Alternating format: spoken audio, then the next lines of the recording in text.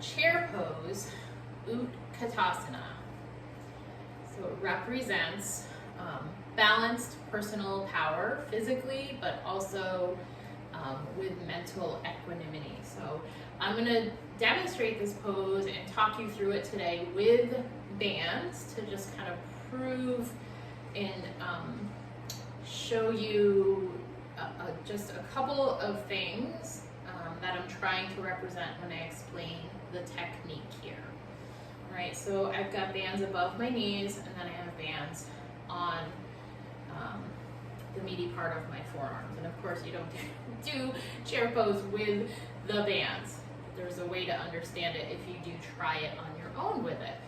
So we start in mountain pose, so arms at the side, lift the toes, spread them out, and then draw them down. So you're strong from top to bottom, but also sort of soft and stable. So we're always sort of balancing that strength with sort of a level of softness and relaxation through the body, and stability in all the important parts. So from there, you're going to sink your hips back and down. Let's start with the arms out in front of you. So feel all four corners of your feet drawn to the floor, hips back and down, so your knees are staying behind your toes. Relaxing through the pelvis and finding that neutral position as you draw the tailbone down. Belly in, think belly button to spine. We're drawing in and up towards the rib cage. From here, lower the shoulders and just observe how they feel. We want to try and relax there across the neck. And with the arms and with the legs, you want to feel the tension as you press out a little bit into the band, or if you were to put straps around your thighs or around your arms, you kind of feel those two sort of opposite forces working together. So you don't want to just squeeze everything in and just kind of feel soft and not like you're strengthening, but you want to push out against to feel that strength and stability while also sort of that relaxed position. All right, so release from there.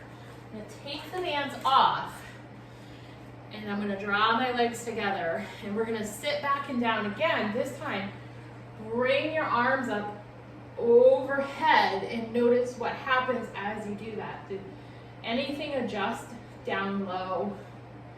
Or do you feel that tightness and restriction up high? Because now that we don't have the bands on, we still kind of want that strength and stability with that softness. And if it feels difficult to have those arms up and getting those shoulders and shoulder blades down and in, just bring your hands together and bring them at heart center and maintain that chair position. Again, that balance of your personal power, strong and stable, yet kind, compassionate, and balanced emotionally. So go ahead and relax.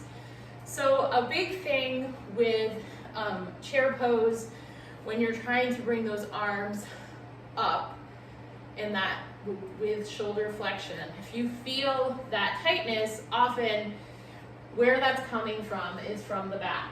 So lats get tight and short. We're mostly operating from this position in our daily life, and things start to get a little bit round here, and it really makes it more difficult to get the arms up into this position. All right?